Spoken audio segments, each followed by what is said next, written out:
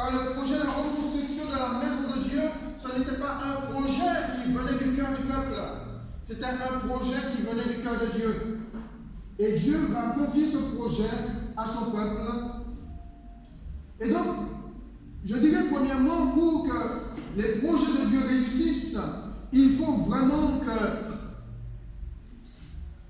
le peuple de Dieu soit persévérant malgré les oppositions. Que le peuple de Dieu soit vraiment dans la persévérance, fasse preuve de persévérance malgré les oppositions.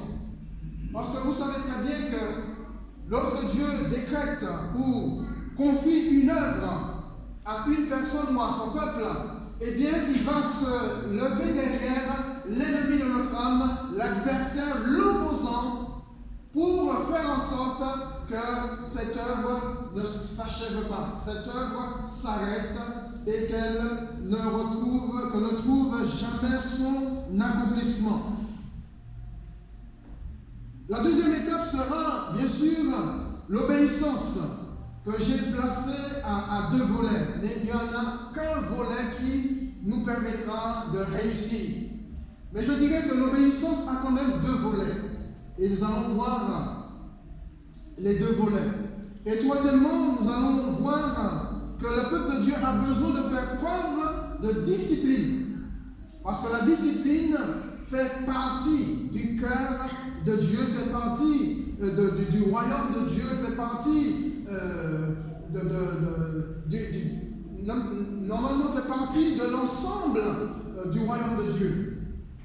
Dieu est un Dieu de discipline. Christ, quand il a vécu sur la terre, il a vécu dans la discipline de son Père.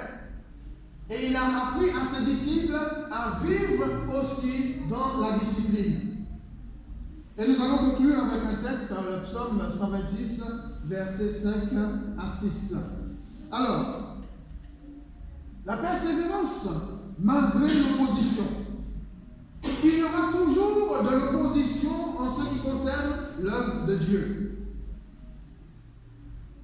Comme je l'ai dit tout à l'heure, l'ennemi ne voudra jamais que ce que Dieu a prévu de faire s'accomplisse. Et tout au long de la parole de Dieu, tout au long de la vie des disciples ou de ceux qui nous ont précédés, que ce soit dans l'Ancien Testament que dans le Nouveau Testament, nous constatons que ce que Dieu avait prévu de faire au travers de leur vie, n'a pas été sans opposition. Et tous ceux qui ont reçu du Seigneur quelque chose de particulier, une œuvre à accomplir, ont toujours eu face à eux des opposants. Bien sûr, l'ennemi ne va pas se présenter devant nous comme étant un opposant, mais il va utiliser ses adversaires, il va utiliser ses billes, ses pions, ses sujets. De ceux à qui il a embrouillé l'esprit, de ceux à qui il tient dans ses mains comme des instruments, il va les utiliser contre vous pour faire arrêter, pour stopper l'œuvre de Dieu. Et ne pas permettre que vous et moi, nous puissions accomplir la volonté du Seigneur. Vous savez, l'opposition a pour but d'éprouver la foi et de permettre à celui qui est mis à l'épreuve de persévérer. Et en persévérant, il verra justement la gloire, il verra éclater la gloire de Dieu. C'est dans la persévérance que nous allons voir éclater la gloire de notre Dieu. Quand nous lisons dans Romains au chapitre 5, verset 3, Paul dit, bien plus, nous nous glorifions même des afflictions, sachant que l'affliction produit la persévérance, la victoire dans l'épreuve, et cette victoire, l'espérance.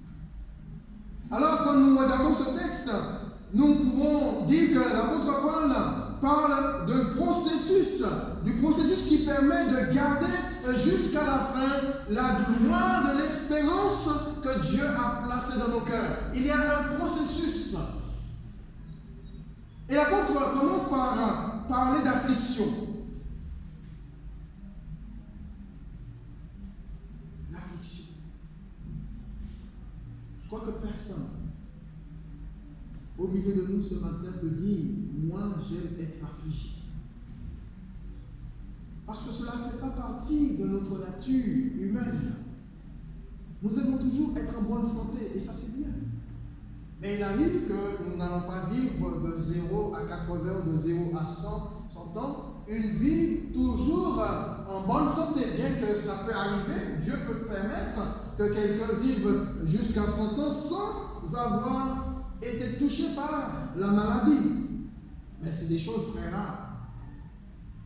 Donc Paul commence par l'affliction, qui elle va ensuite produire quelque chose de formidable qui est la persévérance. Donc on voit que l'affliction est indispensable pour persévérer. Donc Dieu commence par affliger, et car de l'affliction, cela va produire un élément, un ingrédient indispensable pour aller jusqu'au bout. Et pour aller jusqu'au bout, il faut persévérer. Donc l'affliction va produire la persévérance. Et de qui va découler la victoire? La victoire dans l'épreuve pour notre espérance finale. Donc l'objectif final pour Dieu, pour vous, pour moi, c'est que nous puissions arriver jusqu'au bout. C'est que nous puissions un jour entrer dans sa présence. Mais cela ne va pas se faire par un coup de baguette magique. Il y a en premier lieu des choses que Dieu permet dans nos vies pour que nous puissions persévérer. Parce qu'on ne va pas persévérer comme ça. Si on n'est jamais malade, si on n'est jamais éprouvé, si on n'a jamais de difficultés, on ne va pas persévérer comme ça. On sera tranquille, on sera cool. On va vivre comme on a envie de vivre et non comme Dieu voudrait que nous vivions. Et donc Dieu permet les afflictions, les épreuves pour que nous puissions persévérer. Et dans cette persévérance, nous voyons qu'il y a derrière la victoire dans l'épreuve pour notre espérance finale. C'est tellement important, mes bien-aimés, de persévérer car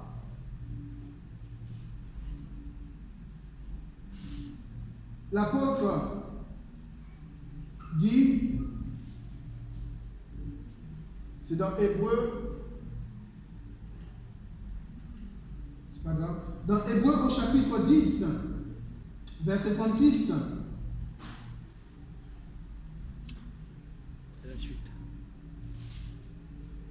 l'auteur dit, car vous avez besoin de persévérance, afin qu'après avoir accompli la volonté de Dieu, vous obteniez ce qui est promis. Vous savez? Ah oui, aussi.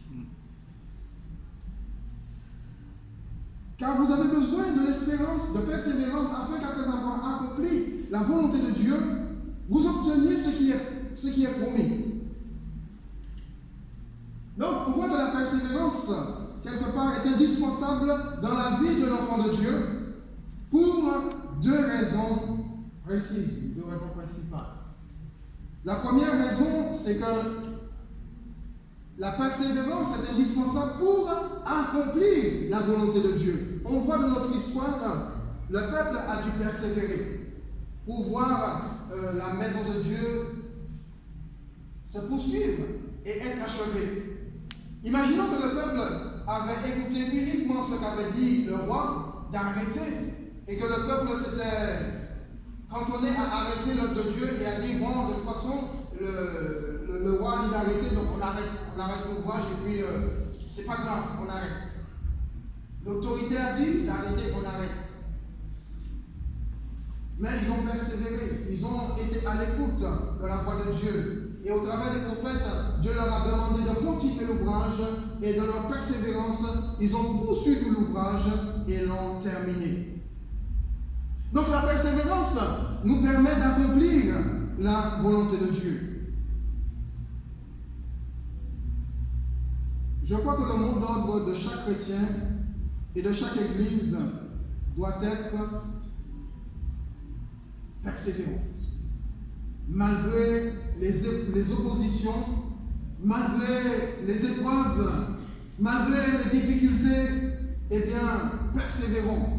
Parce que nous croyons que de la persévérance, il y aura la victoire, comme nous l'avons lu, la victoire dans les épreuves.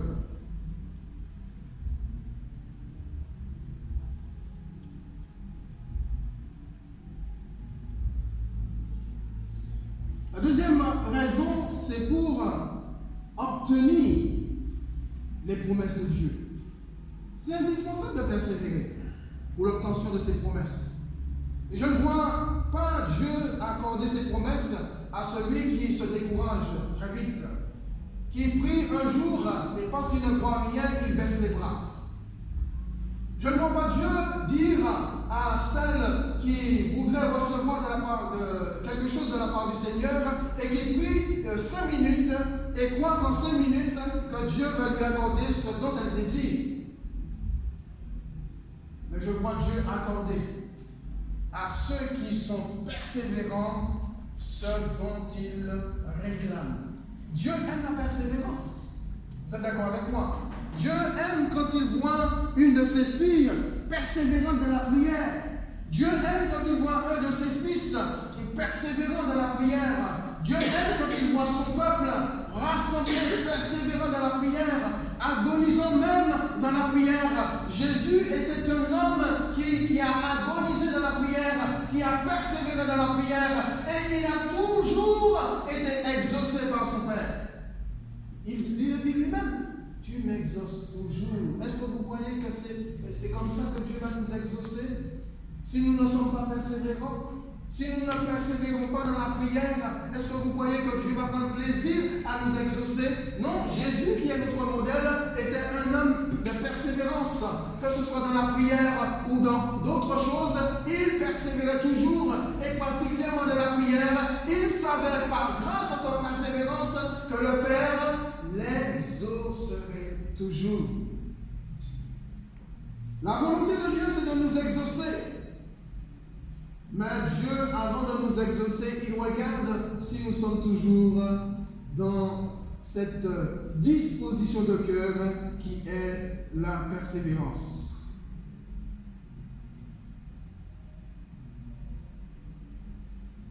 Et des fois, les promesses sont bien souvent avec Dieu sont conditionnelles. Si tu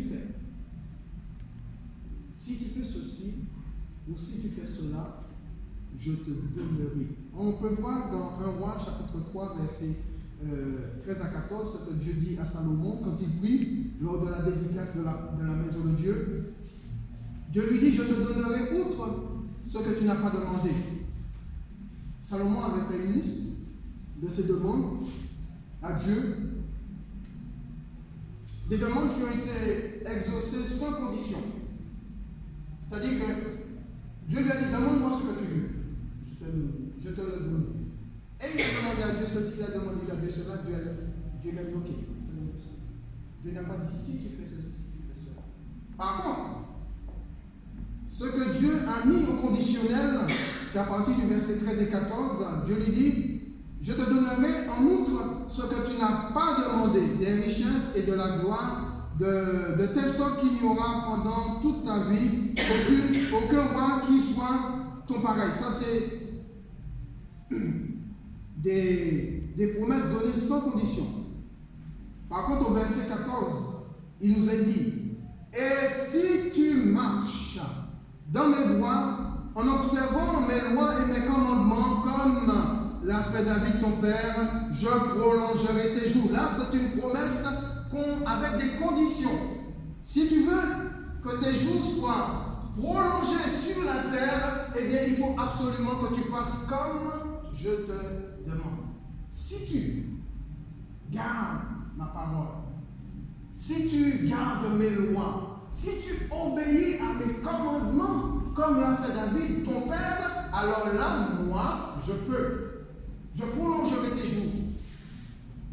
Bien qu'il y ait eu en amont des promesses sans condition, là, cette promesse-là était avec une condition. Il fallait absolument que Salomon respecte les lois de Dieu, les ordonnances, mais les mettre en pratique comme David, son père, l'avait fait.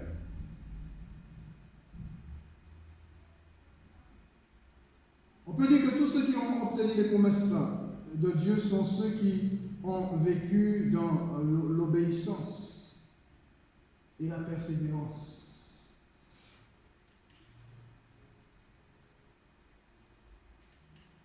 Deuxièmement, nous allons voir l'obéissance avec ses deux volets.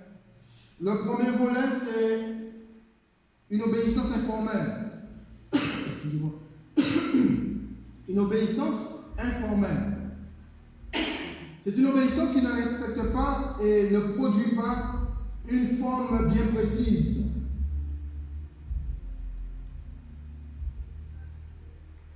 Une obéissance qui n'est pas totalement soumise à des règles bien précises, strictes et officielles.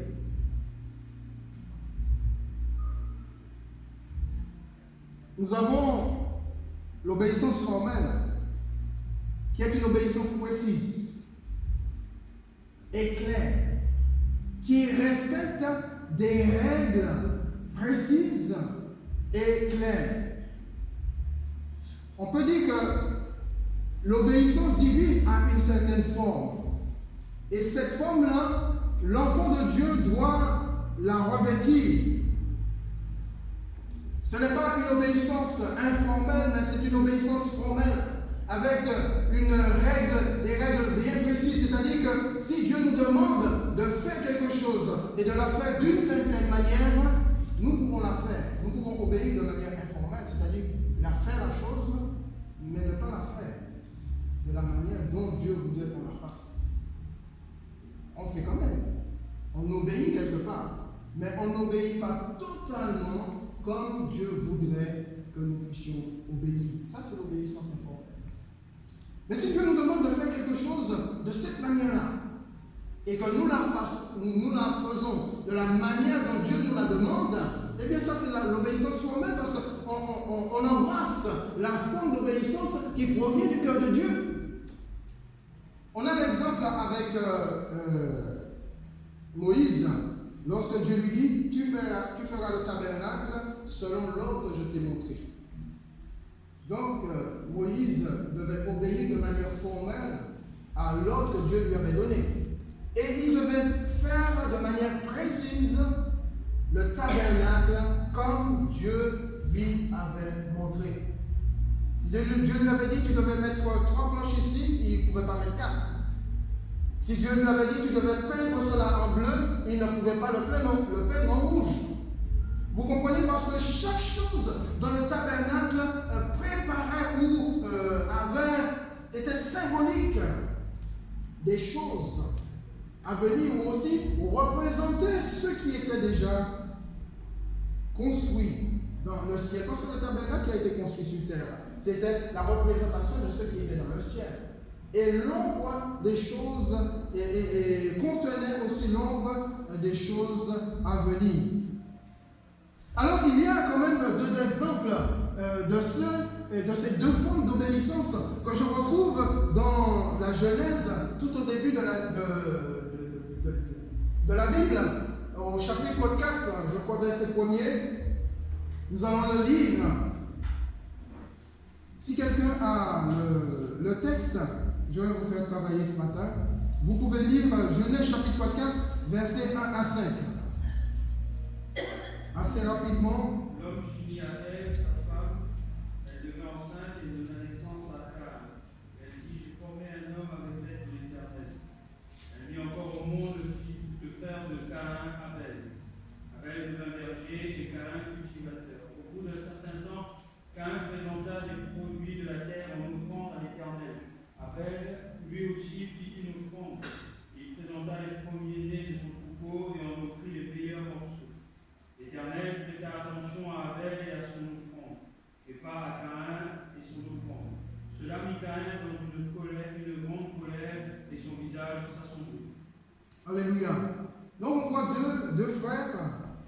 qui vont obéir d'une certaine manière. Et on se rend compte que Caïn, lui, va offrir à Dieu le fruit de son travail, le fruit du sol. Tandis qu'Abel, lui, va offrir un premier-né de son troupeau et leur graisse.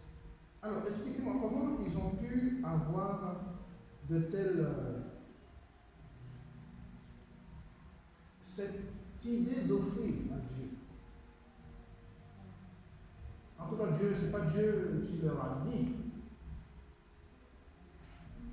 Parce que si Dieu leur avait dit, il n'aurait jamais demandé à Caïn d'offrir les fruits de son sol.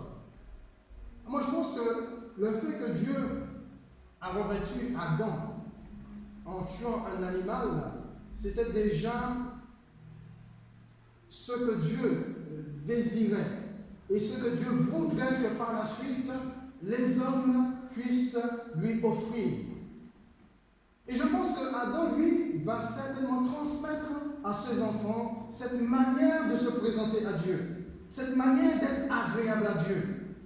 Et certainement à Caïn, pareil, et à Abel, pareil, parce qu'Abel était berger et il a offert un premier-né, le premier-né de son troupeau, avec leur graisse à Dieu. Mais est-ce que Caïn ne pouvait pas lui aussi offrir à Dieu la même chose? Bien sûr.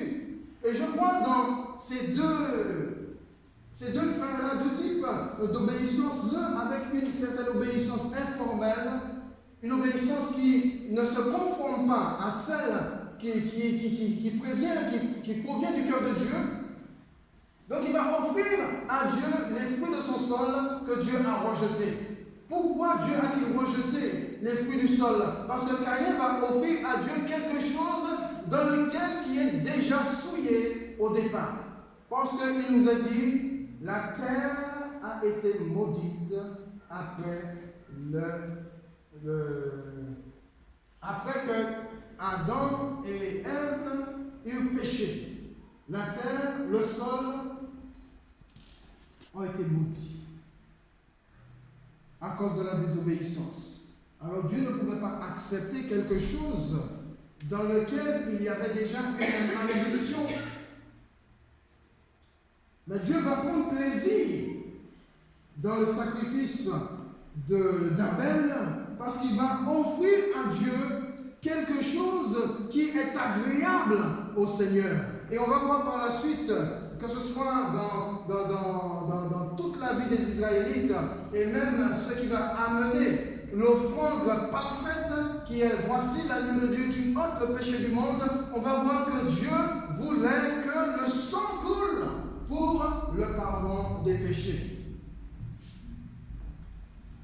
Alors on voit d'un côté Caïn avec une obéissance informelle et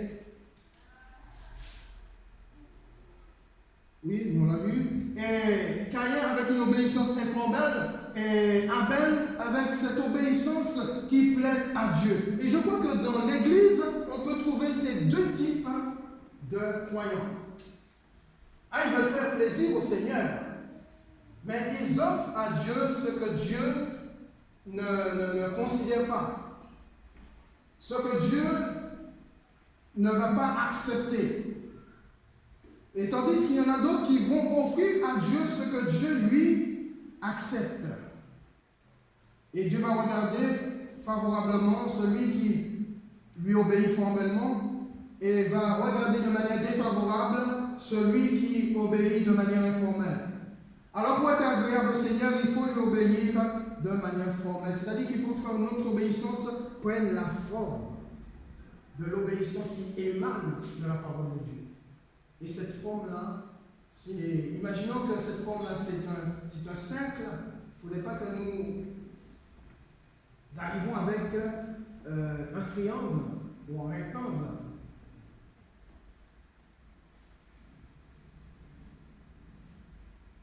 Notre obéissance doit être conforme à celle qui émane de la parole de Dieu. On va voir aussi les deux fils d'Aaron qui étaient sacrificateurs, Nadab et Abihu, qui vont offrir dans Lévitique chapitre 10, versets 1 à 2, qui vont offrir à Dieu un feu étranger. C'est avec peut-être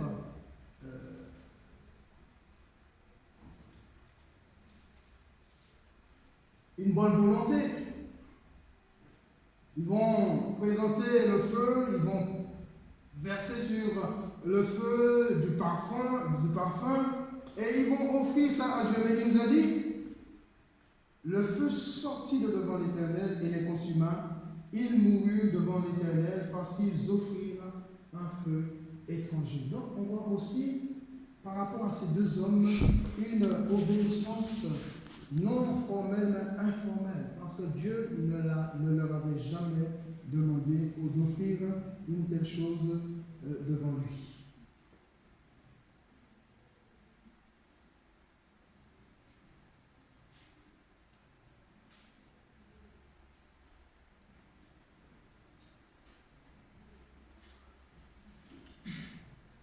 L'enfant de Dieu doit faire preuve de discernement.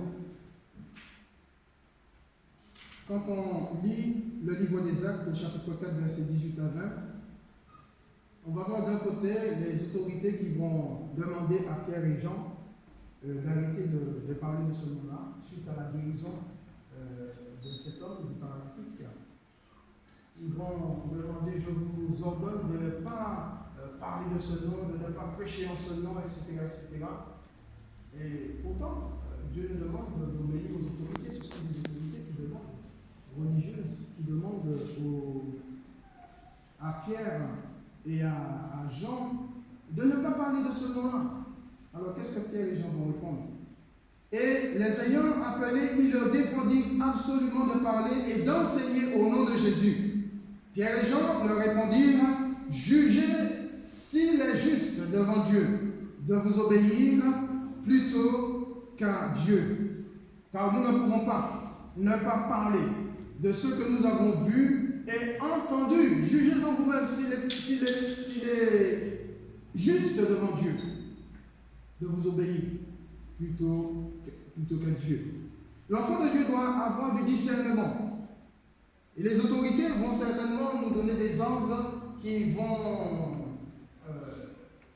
ne seront pas du tout, qui vont à l'encontre de la parole de Dieu. Qu'est-ce que nous devons faire? Que devons-nous faire? Est-ce que nous devons obéir aux autorités et désobéir à Dieu? Quelle sera notre réaction? Eh bien, ils ont eu du discernement, Pierre et Jean, ils ont dit, mais écoutez, jugez-en vous-même, s'il est juste de vous obéir. Parce que si nous vous obéissons, nous désobéissons à Dieu. Et si nous vous obéissons, nous ne sommes plus au service de Dieu parce que nous vivons dans la désobéissance. Alors jugez-en vous-même s'il est juste de vous obéir ou d'obéir à Dieu. Je crois que nous devrions faire preuve de discernement. Je ne dis pas qu'on doit être dans la désobéissance dans ce monde, d'être de ceux qui vont désobéir à chaque nom, pas du tout. De vivre dans l'anarchie, non, pas du tout.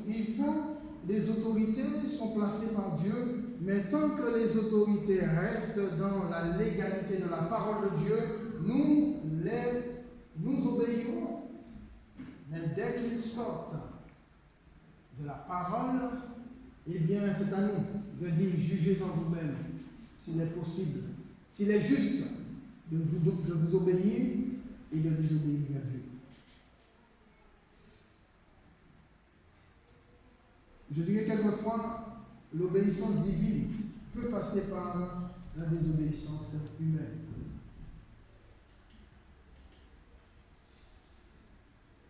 Troisièmement, nous allons voir faire preuve de discernement, de discipline en tout. Donc pour réussir, il faut absolument faire preuve de discipline et en tout. Quand nous lisons dans Josué au chapitre 1er, verset 8, Dieu dit à Josué que le livre de la loi ne s'éloigne pas de ta bouche. Médite-le jour et nuit pour agir fidèlement selon tout ce qui est écrit, car c'est alors que tu auras du succès dans tes entreprises, c'est alors que tu réussiras. Vous voulez réussir? Vous voulez connaître la réussite? Amen. Eh bien, que le livre de la loi, que la parole de Dieu que nous avons entre nos mains ne s'éloigne point de notre bouche. Le succès et la réussite, selon Dieu, dépendent de deux choses. Premièrement, de sa parole, c'est important. Il est dit à Josué que le livre de la loi, que la parole de Dieu, si tu veux du succès, si tu veux de la réussite, eh bien, que la parole de Dieu ne s'éloigne point de ta bouche. Elle est tellement importante qu'elle est indispensable pour ta réussite. Alors que signifie que la parole de Dieu ne s'éloigne point de ta bouche? C'est-à-dire que cette parole écrite ne doit pas seulement rester dans ce livre. Cette parole écrite doit sortir de ce livre et vienne dans ton cœur, et qu'elle vienne prendre vie dans ton cœur. C'est ça, parce que avant que les choses ne sortent de notre bouche, il faut bien qu'elles rentrent.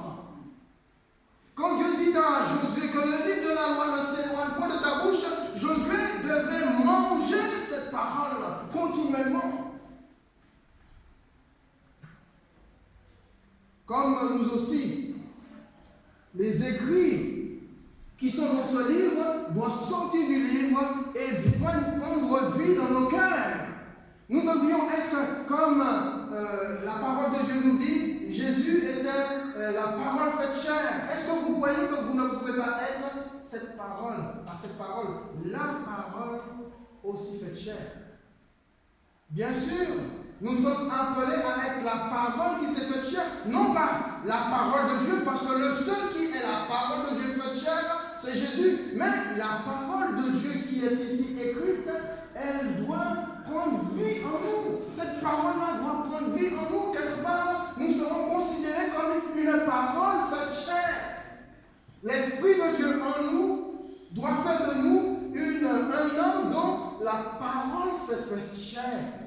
Et c'est la raison pour laquelle cette parole doit sortir de ce livre et venir impacter nos cœurs, prendre vie en nous. Et lorsque nous allons parler, ce n'est pas des choses humaines, ce ne sont pas des choses qui, je dirais, qui font partie de la vie, qui n'ont rien à voir avec la parole de Dieu, qui sortiront de nos bouches. Ce sont des choses qui viennent de la parole de Dieu.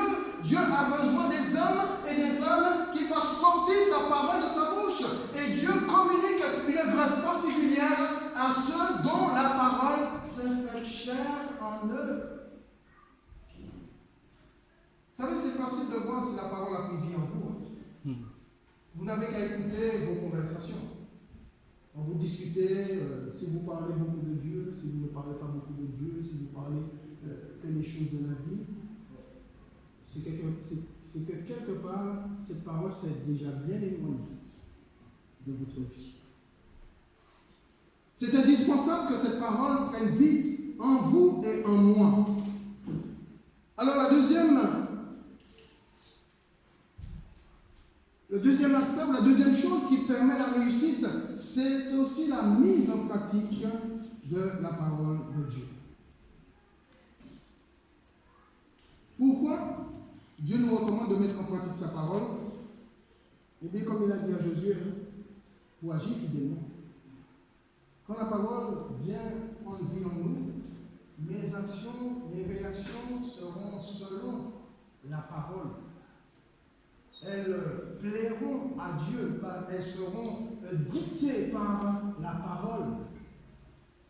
Nous aurons moins de problèmes dans nos assemblées dans le relationnel avec des frères et des sœurs si la parole a pris vie en nous. Parce que nos actions, nos réactions seront dictées par la parole de Dieu. Avant de pouvoir agir d'une certaine manière, eh bien, nous allons voir comment la parole va nous dicter notre action. Comment la parole va nous dicter notre réaction. Eh bien, si nous réagissons en dehors de la parole, eh bien, il y aura conflit. Si nous réagissons ou si nous agissons en fonction de la parole, eh bien, il y aura amour, il y aura tout ce que Dieu désire. C'est la raison pour laquelle c'est important, mes frères et mes sœurs, que cette parole prenne vie en nous. C'est dans le psaume 119, verset 5, qui nous est dit, le psalmiste dit, puissent mes actions être bien réglées, afin que je garde tes statuts. Puissent mes actions être bien réglées, pour que nos actions soient bien réglées, c'est-à-dire réglées selon la parole de Dieu, selon la volonté de Dieu. Il faut absolument que nos actions nous soient dictées justement par cette parole. Et pour que nos actions nous soient dictées par cette parole, il faut bien que cette parole la sorte du livre et vienne prendre place en nous, prenne vie en nous.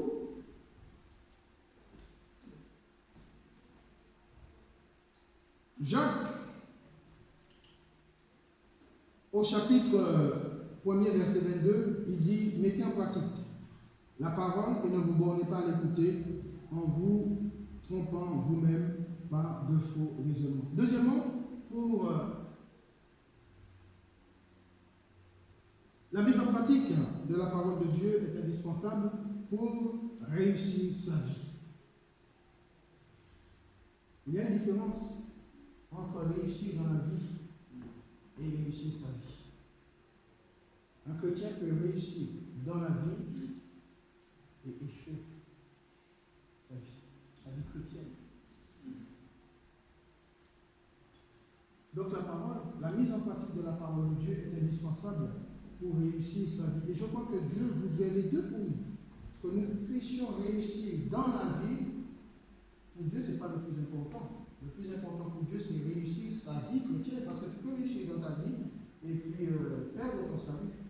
Alors que si tu réussis ta vie chrétienne, tu es assuré d'aller au ciel. Mais Dieu veut les deux pour nous. Dieu n'est pas contre le fait que tu réussisses dans la vie. Dieu est capable de te faire réussir dans la vie, mais il ne voulait pas que tu perdes le premier objectif qui est celui de réussir sa vie chrétienne. Ça, c'est le plus important.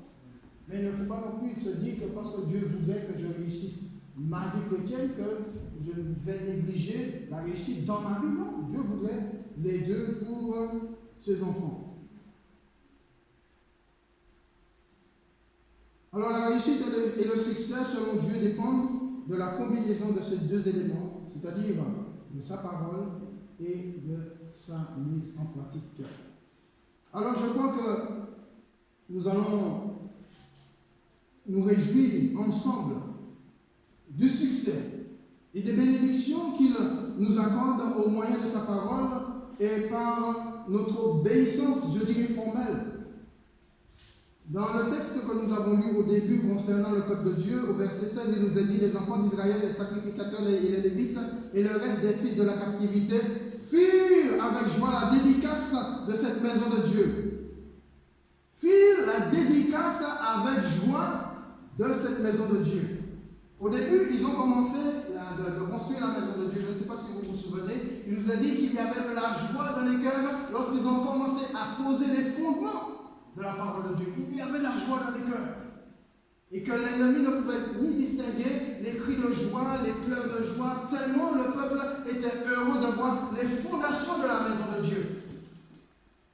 Et ensuite, la douleur, la tristesse, les oppositions, les opposants vont changer cette joie en tristesse puisque la maison de Dieu va s'arrêter.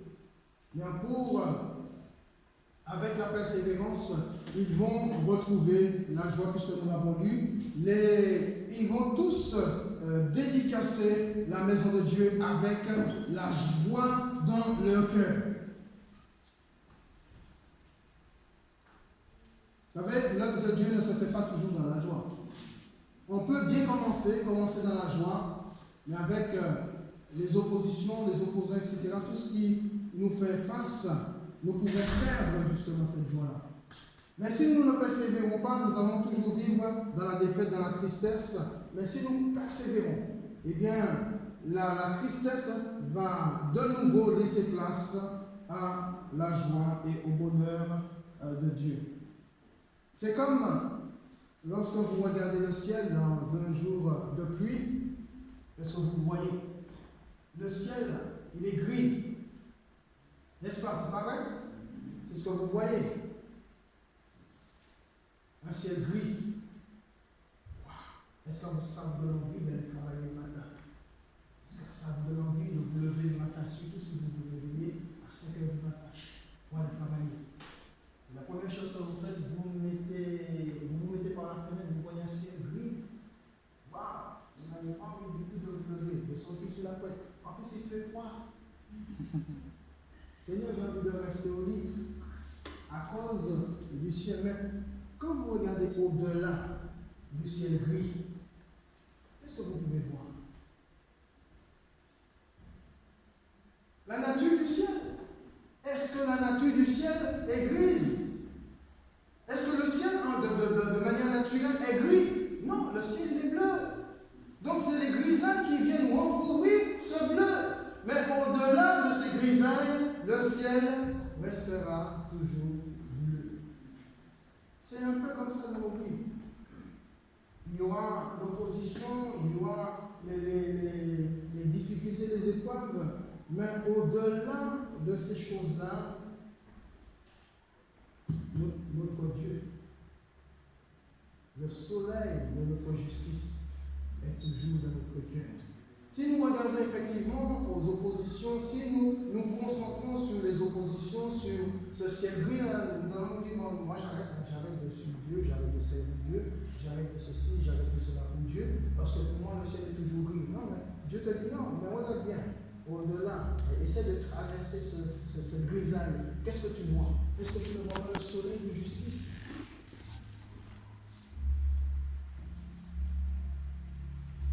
Alors pour conclure, nous allons terminer par le psaume 126, versets 5 et 6, qui nous est dit: ceux qui sèment avec larmes moissonneront avec chant d'allégresse. Celui qui marche en pleurant quand il porte la semence revient avec allégresse quand il porte les gerbes. Les larmes, les pleurs lors de la semence, ou précède la semence, précède le fait de semer pour Dieu, de travailler pour Dieu, précède toujours l'allégresse du temps de la moisson, parce qu'il y a un temps pour la moisson, il y a un temps pour récolter, il y a un temps pour voir les choses que tu as semées se lever. Et il faut du travail, il faut se forcer à semer. C'est comme le laboureur, s'il ne travaille pas, s'il ne sème pas, il ne pourra pas s'attendre au jour de la moisson, de récolter quelque chose. Mais il faut qu'il travaille. Déjà, premièrement, il doit labourer la terre, il doit travailler la terre, il doit transpirer, il doit vraiment se donner pour semer sa semence et pouvoir un jour lever la semence et récolter une moisson abondante. Pendant ces temps de travaux, il a transpiré, il s'est fatigué.